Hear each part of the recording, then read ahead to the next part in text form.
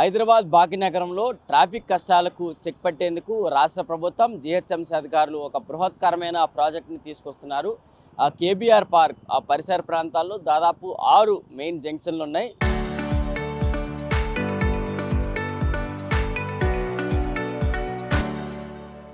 ఈ జంక్షన్లన్నింటినీ కూడా సిగ్నల్ ఫ్రీగా ఆ ప్రాంతాన్ని చేయడానికి 7 ఫ్లైఓవర్లు 7 అండర్ పాస్లు ప్రోగ్రామ్కి సంబంధించి ఆ ప్రాజెక్ట్ను కూడా తీసుకొచ్చారని చెప్పుకోవాలి. కేబీఆర్ పార్క్ ఎంట్రన్స్తో పాటు Jubilee check post, road number 45, ఆ ఫిలిం నగర్, బసవ తారకం, అలాగే ఆ జగన్నాథ స్వామి టెంపుల్, ఈ 6 ప్రాంతాలకు సంబంధించి ఈ జంక్షన్లన్నింటినీ ఇటు కేబీఆర్ పార్క్కి అనుకూలంగా ఉన్న ప్రాంతాలన్నిటికి కూడా అండర్ పాస్లు ఫ్లైఓవర్ ప్రాజెక్ట్ సంబంధించి 2 ఏళ్ల కాల పరిమితిలో ఈ ప్రాజెక్టులన్నీ చేయడానికి కూడా ఇప్పటికే అగ్రిమెంట్లతో పాటు పనులు కూడా ప్రారంభమయ్యాయని చెప్పుకోవాలి. ఒక్కసారి కేబీఆర్ పార్క్ పరిసర ప్రాంతాలకు సంబంధించి ప్రాజెక్టులు చూసుకున్నట్లయితే కేబీఆర్ పార్క్ నుంచి రోడ్ నెంబర్ 36 వరకు 4 లైన్స్ ఫ్లైఓవర్ అయితే పడబోతోంది. దాంతోపాటు పంజాగుట్ట నుంచి జూబ్లీ చెక్ పోస్ట్ వరకు 3 లైన్స్ యూనిడైవర్సల్ రాబోతోంది. దాంతోపాటు కేబీఆర్ నుంచి పంజాగుట్ట వరకు 3 లైన్ల అండర్ పాస్లు కూడా రాబోతున్నారు. సో ప్రస్తుతానికి ఈ ప్రాజెక్ట్ సంబంధించి కేబీఆర్ ఎంట్రన్స్ దగ్గర ఉన్నాము.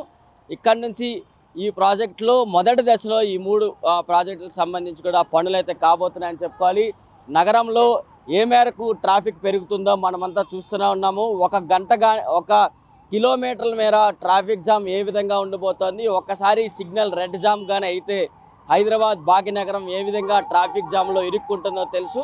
సో ఈ 2 ఏళ్ల కాల పరిమితిలో మొదటి దశలో 2 అండర్ పాస్లు 3 ఫ్లైఓవర్లు రాబోతున్నాయి. దాని తర్వాత 4 ఫ్లైఓవర్లు 4 అండర్ పాస్లకు సంబంధించి ఆ ప్రాజెక్టులు అయితే తర్వాత ప్రాజెక్టులు ఉండబోతున్నాయి. సో ఈ మొత్తం కూడా 2 ఏళ్ల కాల పరిమితిలో చేయబోతున్నారు.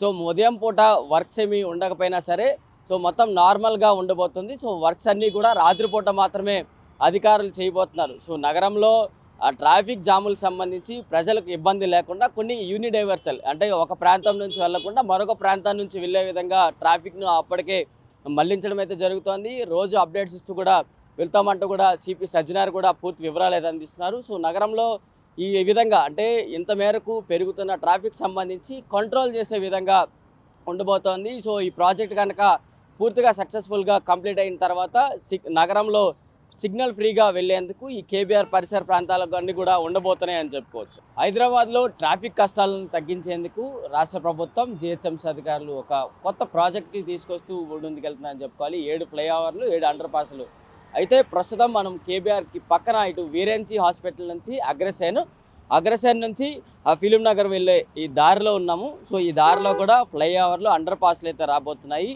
ఈ ప్రాంతానికి సంబంధించి అగ్రసేన్ నుంచి ఆ ఫిలిం నగర్ వైపు వెళ్తున్న ఈ రహదారికి సంబంధించి 120 ఫీట్లు మొత్తంగా ఈ రోడ్డు ఉండబోతోంది. ఈ ప్రాంతంలోనే మాజీ మంత్రి ఆ జానారెడ్డి నివాసం కూడా ఉంది. సో ఆ నివాసానికి కూడా మార్క్ అయితే అక్కడ చేశారు. 43.3 ఈ అడుగుల మేర తన ఫ్రంట్ గేట్ నుంచి లోపల వరకు కటింగ్స్ ఉండబోతున్నాయని చెప్పుకోవాలి. ఒకవైపు కేబీఆర్ పార్క్ ఉంది. కేబీఆర్ పార్క్ని ఎటువంటి డిస్టర్బెన్సింగ్ లేకుండా అంటే కేబీఆర్ పార్క్ని టచ్ చేయకుండా కేవలం రోడ్డుకి ఒకవైపు మాత్రమే అక్కడ కట్ చేస్తున్నారని చెప్పుకోవాలి. ఈ ప్రాంతంలో ముఖ్యమైన నేతలు, రాజకీయవేత్తలు ఇంకెవరైనా ఉన్నా సరే అందులో జానారెడ్డి అలాగే బాలకృష్ణ ఇద్దరు పేర్లు మాత్రమే ఇక్కడ ఎక్కువగా వినిపిస్తున్నాయి. మిగతా వారంతా కూడా సాధారణ ప్రజలు మాత్రమే ఉన్నారు. వారందరూ కూడా అనేక సందర్భాల్లో హైకోర్టులు అలాగే జీహెచ్ఎంసీ అధికారులతో సమావేశాలు అనేక సందర్భాల్లో వారు చర్చలు అయితే జరిపారు. సో ఇప్పుడు జానారెడ్డి లాంటి ఇంత పెద్ద వ్యక్తి ఆ నివాసానికి కూడా మేము రోడ్డు వైడింగ్లో కొట్టడానికి కూడా అధికారులు తన నివాసానికి రెడ్ మార్క్తో 43.3 అడుగుల మేర కొట్టడానికి కూడా అడుగులైతే వేశారని చెప్పుకోవాలి. మరి ఈ పనులు కూడా ఇప్పుడు ఫ్లైఓవర్ పనులు అలాగే అండర్ పాస్ల పనులు కూడా ప్రారంభమయ్యాయి. కాబట్టి మరికొద్ది రోజుల్లో ఈ ప్రాంతంలో కూడా పనులు అయితే ప్రారంభం కాబోతున్నాయి. అప్పుడు జానారెడ్డి తాలూకా అభిప్రాయాలు ఏ విధంగా ఉండబోతున్నాయి, ఆయన సహకరిస్తారా, అడ్డుకుంటారా, లేకపోతే అనుమతిస్తూ కొట్టండి అంటూ ముందుకు వస్తారా అనేది మాత్రం చూడాలి. కానీ ఇక్కడ స్థానికులు మాత్రం కొద్ది రోజులుగా వాళ్ళు భిన్నాభిప్రాయాలు అయితే వ్యక్తం చేస్తున్నారు. ఇంత మేరకు కేబీఆర్ పార్క్ ఒకవైపు ఉంది, అక్కడ వాకింగ్ జోన్ ఉంది. సో వాకింగ్ జోన్ని టచ్ చేయకుండా కేవలం మా నివాసాలపైన మాత్రం రావటం వాళ్ళు కొంతమేరకు అడ్డుకునే ప్రయత్నాలు అయితే చేస్తున్నారని చెప్పుకోవాలి. సో కేబీఆర్ పార్క్లో వాకింగ్ జోన్ ఉన్నప్పటికీ వాకింగ్ జోన్ టచ్ చేయడం లేదు. సో ఒకవేళ 2 వైపులా సరి సమానంగా తీసుకుంటే మేము మా స్వేచ్ఛాయంగా మేమే ముందుకొచ్చి మా నివాసంలో ఉన్న కొంత భాగాన్ని మేము ముందుకు ఇవ్వడానికి సిద్ధంగా ఉన్నాం అంటూ కూడా అభిప్రాయాలు అయితే చెప్తున్నారు. సో జానారెడ్డి తాలూకా నివాసం కనుక చూసుకున్నట్లయితే 43.3 అడుగుల మేర ఇప్పుడు కటింగ్స్కి అయితే ఉండబోతోంది అని చెప్పుకోవచ్చు. రెండవ దశ ప్రాజెక్ట్ పనులు ఈ కేబీఆర్ పరిసర ప్రాంతాల్లో జరిగేటప్పటికి కేబీఆర్ పార్క్ నుంచి ఫిలిం నగర్ వైపు అంటే రోడ్ నెంబర్ 45 నుంచి కేబీఆర్ వైపు మీదుగా అటు ఫిలిం నగర్ వెళ్తుంది. అంటే ఇది అండర్ పాస్ అయిపోతున్నారు. ఇది ఒకటైతే ఇక్కడే రోడ్ నెంబర్ 45 నుంచి జూబ్లీస్ చెక్ పోస్ట్ వరకు 2 లేన్ల ఫ్లైఓవర్ అయితే రాబోతుంది. సో ఒకసారి పరిసర ప్రాంతాలన్నీ కూడా ఒకసారి అబ్జర్వ్ చేస్తే ఈ వైపే మీదుగా వెళ్తేనే ఫిలిం నగర్ వైపు వెళ్తారు. ఫిలిం నగర్తో పాటు రైట్ సైడ్ ఇంకొంచెం సేపు చూపించినట్లయితే ఇది దుర్గం చెరువు కేబుల్ బ్రిడ్జ్ పై నుంచి వచ్చే లైను. ఇది రోడ్ నెంబర్ 45. ఈ రోడ్ నెంబర్ 45లోనే మనకి ఈ రోడ్ నెంబర్ 45లోనే సినీ సెలబ్రిటీ రాజకీయ నేత ఎమ్మెల్యే హిందూపురం ఎమ్మెల్యే బాలకృష్ణ నివాసం ఉందని చెప్పుకోవాలి. ఈ నివాసానికి కూడా ఇప్పటికే జిహెచ్ఎంసీ అధికారులు రెడ్ మార్క్ అయితే వేశారు. ఈ ప్రాజెక్ట్ పనుల్లో భాగంగా రోడ్ వైడింగ్లో బాలకృష్ణ నివాసం కూడా ఈ కటింగ్ అయితే కాబోతోంది. 23.9 అడుగుల మేర బాలకృష్ణ నివాసం ఇక్కడ కట్ అయితే అవబోతోంది. ఇక్కడ 2 ప్రాజెక్టులు రాబోతున్నాయి. ఈ ఒకటే అండర్ పాస్, దాంతోపాటు ఆ ఫ్లైఓవర్కి సంబంధించి 2 కూడా ఇక్కడ బాలకృష్ణ నివాసం దగ్గర రాబోతున్నాయి.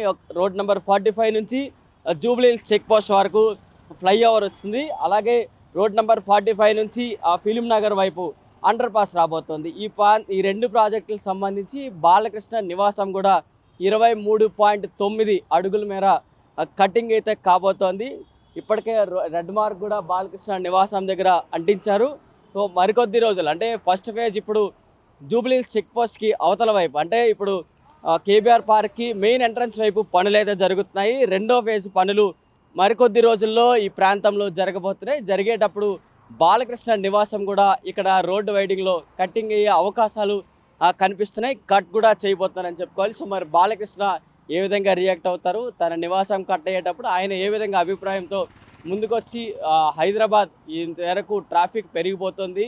సో గవర్నమెంట్తో పాటు జిహెచ్ఎంసీ అధికారులు ఇలాంటి బృహత్కరమైన ఒక ప్రాజెక్ట్ని ట్రాఫిక్ని తగ్గించేందుకు సిగ్నల్ ఫ్రీగా తీసుకెళ్లేందుకు ప్రభుత్వం చేసుకుంటున్నారు. కాబట్టి మరి ఈ నేత ఏ విధంగా సహాయ సహకారాలు అందిస్తారు మరి చూడాల్సిన అంశాలు ఇప్పుడు కనిపిస్తున్నాయని చెప్పుకోవాలి.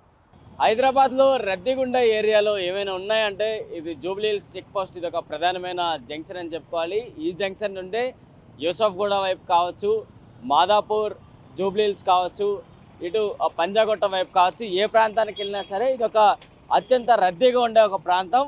ఇప్పుడు ప్రభుత్వం తీసుకొస్తున్న ప్రాజెక్టుకి సంబంధించి రాష్ట్ర ప్రభుత్వం ఇదంతా కూడా సిగ్నల్లెస్ ఫ్రీగా చేయడానికి ఒక 2 ఏళ్ల కాలం మాత్రమే ఉంది అని చెప్పుకోవాలి. దాని తర్వాత ఇక్కడ సిగ్నల్ పడే అవకాశం కూడా లేదు అంటే చెప్పొచ్చు. ఎందుకంటే ఇప్పుడు రాష్ట్ర ప్రభుత్వం 7 ఫ్లైఓవర్లు, 7 అండర్ పాసులకు సంబంధించి మొత్తం కేబీఆర్ పరిసర ప్రాంతాలన్నింటినీ కూడా తీసుకొస్తున్నారు. 6 ప్రధానమైన జంక్షన్లు అన్నీ కూడా ఉన్నాయి. అందులో కేబీఆర్ పార్క్తో పాటు ఇటు జూబ్లీహిల్స్ చెక్ పోస్ట్, అలాగే జూబ్లీహిల్స్ రోడ్ నెంబర్ 45 జూబ్లీహిల్స్, యూసఫ్గూడ కావచ్చు, అన్ని ప్రాంతాలకు సంబంధించి ప్రధానంగా వెళ్ళే కేబీఆర్ పార్క్ చుట్టూ 7 అండర్ పాస్లు, 7 ఫ్లైఓవర్లు అన్నీ కూడా రాబోతున్నాయి.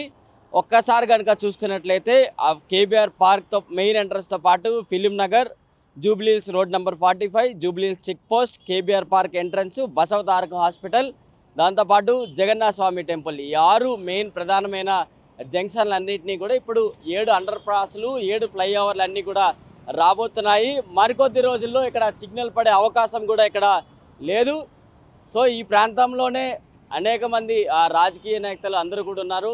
దాంతోపాటు జూబ్లీహిల్స్ చెక్ పోస్ట్ నుంచి ఇటువైపు ఒకసారి రోడ్ నెంబర్ 45 వైపు చూసుకున్నట్లయితే ఇక్కడే బాలకృష్ణ తాలూకా నివాసం కూడా ఉంది. బాలకృష్ణ నివాసం నుంచి ఒక అండర్ పాసు, ఒక ఫ్లైఓవర్ 2 కూడా రాబోతున్నాయి. సో ఇప్పటికే రోడ్ ఎంక్రోచ్మెంట్కి సంబంధించి జిహెచ్ఎంసీ అధికారులు బాలకృష్ణ నివాసానికి కూడా రెడ్ మార్క్ అయితే వేయడం అయితే జరిగింది. దాదాపు 6-7 సంవత్సరాలుగా ఈ ప్రాజెక్ట్ ఎప్పుడు ప్రారంభమవుతుందా అనుకున్నారు. కానీ ఎట్టకేలకు కాంగ్రెస్ రాష్ట్ర ప్రభుత్వం సాయశక్తులు అన్ని ప్రయత్నిస్తూ కూడా ఈ కేబీఆర్ పార్క్ని టచ్ చేయకుండా, కేబీఆర్ పార్క్ ఎంక్రోచ్మెంట్ జోన్లోకి వెళ్లకుండా బయట అవుట్ సైడ్ మాత్రమే రోడ్డు పైన ఫ్లైఓవర్లు, అండర్ పాస్లు తీసుకొస్తూ కూడా ఈ ప్రాజెక్ట్ని ముందుకైతే తీసుకెళ్తున్నారని చెప్పుకోవాలి. అంటే ప్రస్తుతానికి ప్రాజెక్ట్ అయితే పనులు అయితే ప్రారంభమయ్యాయి. ఫస్ట్ ఫేజ్లో ఒక 2 ఫ్లైఓవర్లు 3 అండర్ పాస్ పనికి సంబంధించి పనులు అయితే జరుగుతున్నాయి. ఇక రెండో ఫేజ్లో 4 ఫ్లైఓవర్లు 4 అండర్ పాస్లు వరకు అయితే ముందుకెళ్ళిపోతుంది. సో సాయశక్తులు అన్ని ప్రయత్నాలు చేసుకుంటూ పోలీస్ అధికారులు ఒకవైపు ట్రాఫిక్ని కంట్రోల్ చేసుకుంటూ కూడా వెళ్తున్నారు. మరికొద్ది రోజుల్లో ఈ ప్రాంతం అంతా కూడా సిగ్నల్ ఫ్రీగా జోన్ అయితే ఉండబోతోంది అని చెప్పుకోవచ్చు. మొత్తానికి ఇది హైదరాబాద్ నగరంలో green signal, total no signal జోన్గా రాబోతోంది. ఇది ఒక కొత్త ప్రాజెక్టు అనేది రాష్ట్ర ప్రభుత్వం చెప్పకనే చెప్తుందని చెప్పుకోవచ్చు.